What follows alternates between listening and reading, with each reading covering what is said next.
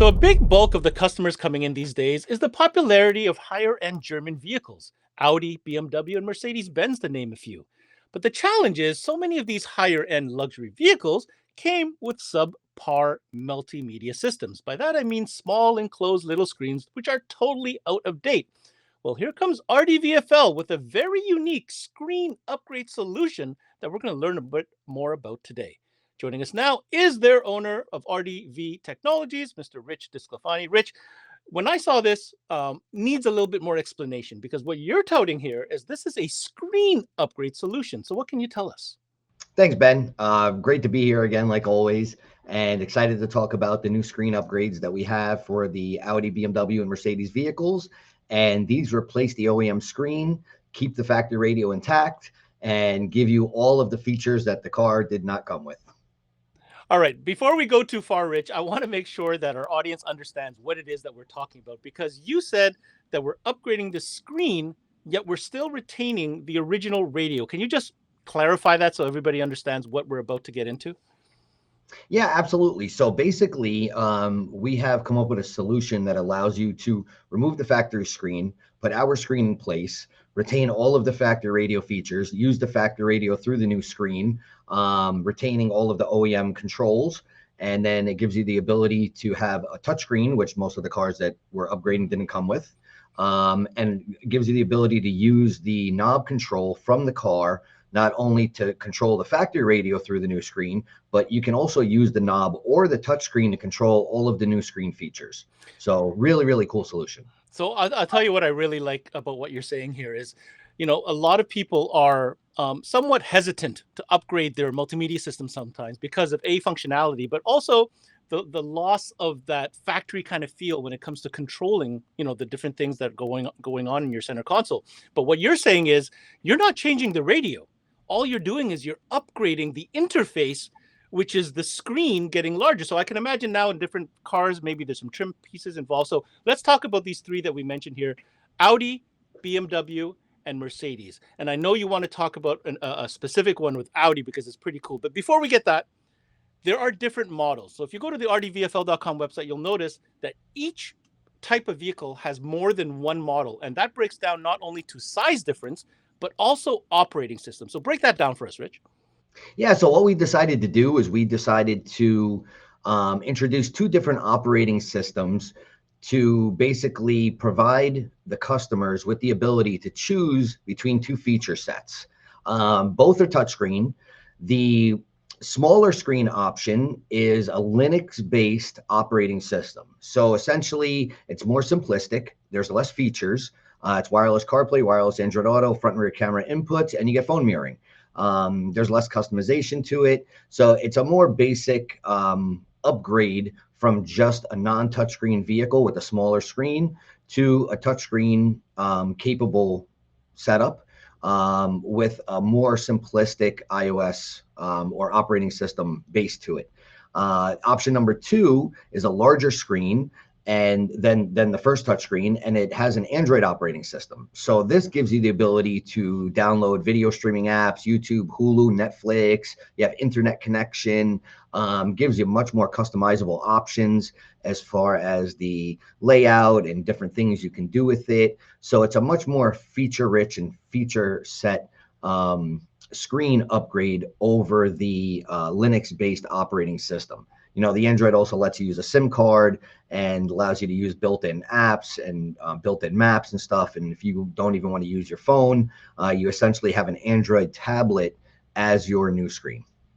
All right. So if we understand correctly, depending on your needs, maybe you don't need all the fancy, video and Hulu and all that stuff, and you just want a bigger screen that you rightfully deserve in a luxury vehicle like the ones we're talking about. You can go with the Linux version. If you want all the fancy bells and whistles and want to have all that interface, then you upgrade to the Android version. Now, I have a question, Rich. When it comes to the control, so here I have my base, radio with the knobs and everything, and then I have my screen up here.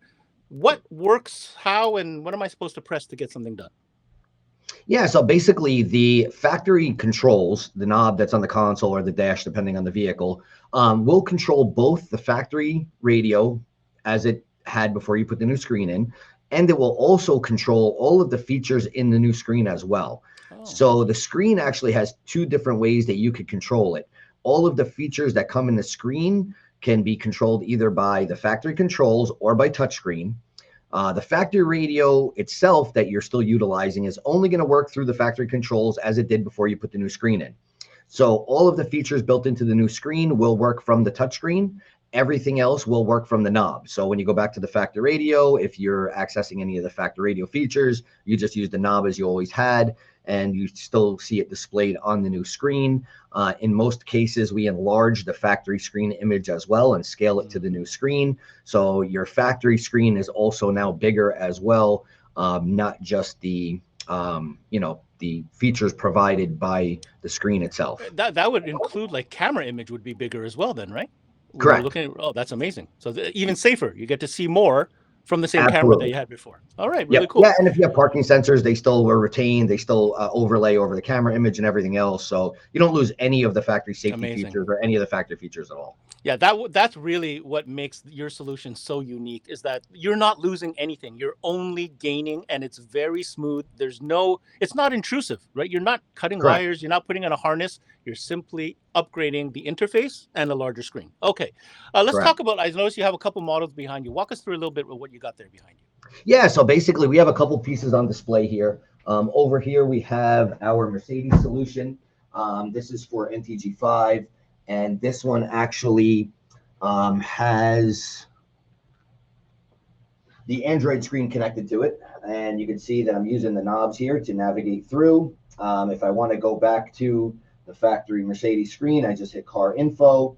I don't have the radio actually connected, so all you can really see is the screen. You can touch the screen, or you can press and hold the return button to get back to the new screen. But you can navigate everything through here. You can go through all of the apps, and you can select whatever apps you want. We got Chrome, we have the Play Store built in, obviously, Google Maps, and then you can download whatever other video streaming apps you want to it. There's already YouTube on here, Netflix on here. So this gives you the ability to use either the touchscreen or the knob. You could swipe through, you could change the theme. So you have like a classic theme, you have a more modern look to it. So you could change the background. You could do a bunch of stuff as far as customizing on the Android side. And then over here on our Linux-based option, this is our BMW NVT system right here. So again, you can see that you can navigate everything through the knob control here, or you could use the touchscreen. And then if you go to your apps here, you can see all of the other options. You have USB input, obviously Bluetooth streaming, front view camera that you can force on anytime. You have AirPlay and mirroring for Android. And you could use the knob or the touchscreen. So this is a little more simplistic. You can change the background colors on here if you want to match the color of the vehicle. Orange is usually a BMW color, so I have the background set up right now for orange. And yeah, really, really, really nice, straightforward, very fast, responsive. Both operating systems are using the best chipsets that are available on the market for these types of devices. So they're very fast and responsive. There's no lag. They work extremely well. Both have wireless CarPlay and wireless Android Auto, front and rear camera inputs. And then, like I had mentioned, the Android system, you could download whatever apps you want to it. You can use it without a phone, put a SIM card in there. So really, really, really nice options. So the different size screens for Mercedes and BMW, the Linux-based screen is a 10.25-inch touchscreen. And then the Android-based system is a 12.3-inch touchscreen. So not only do you get more features and more options with the Android, but you also get a larger screen as well. Then for Audi, we have a really nice solution where the Linux-based smaller screen is actually an 8.8-inch screen, and it's an OEM fit. So basically, instead of having like a tablet style sticking up, the screen recesses into the dash with a brand new trim piece, and it keeps that OEM fit and look, and really, really keeps the aesthetics clean and OEM looking. So a lot of people really want to keep that OEM look. We have that available for Audi. Most of the Mercedes, the screens are already sticking up out of the dash. So you keep that tablet look just with a bigger screen. But in the Audis, we wanted to go a different route with the Linux-based screen and keep it really an OEM fit and finish. and give that option where people just don't want to change the look of the dash as much and have something sticking up. The OEM fit for the Audi is really, really nice. And then if they do want the Android and they want the extra features, they go with the 10.25-inch Android for the Audis, and that will give them the floating tablet style screen, not the recessed OEM look. So you have the best of both worlds there. You have two options, and really, really covers all of the bases of the needs of the customer and what they're looking to do as far as, using the screen, whether it's just CarPlay or Android Auto or cameras, or if they want the full video streaming suite and customization. So really, really nice to have different options available for the different vehicles, and also be able to, offer different solutions for the same vehicle as well, depending on the customer's needs. Well, Rich, thank you for walking us through. I love the fact that there's two different options, both in size as well as operating and feature set. I think the OEM is definitely for a certain type of customer, but other ones just want the bigger screen. So you have that option as well. Last thing I want to mention here, the screens. These things do they fall under that classic 3-year warranty that you've been offering for your electronics? Yes, absolutely. All of the screens, both the Android, the Linux, the OEM Fit, all of them have a 3-year warranty, as well as all of our other products pretty much have a 3-year warranty also. Fantastic. Okay, last question. When are these available, and where should people go to get more info? So they're available now. Pretty much they're all in stock for all the different trim levels, for all of the different options as far as Linux or Android. And you can find them at rdvfl.com or any one of our distributors.